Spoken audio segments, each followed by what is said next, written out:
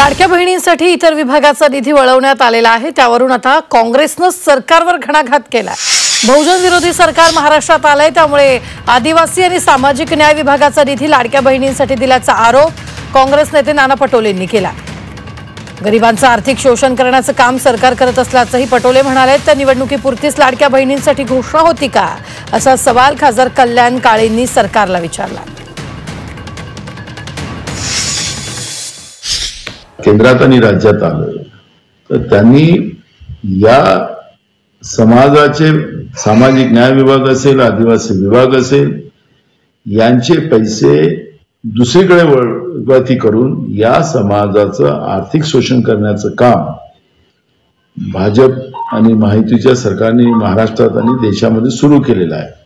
आणि त्याचाच प्रत्यय आपल्याला येतोय की लाडक्या बहिणीला हे पैसे देऊ शकत नाही। सरकारच्या तिजोरीत पैसे नाही असं त्यांच्याच अनेक लोकांकडून मला ऐकायला पाहायला मिळालं।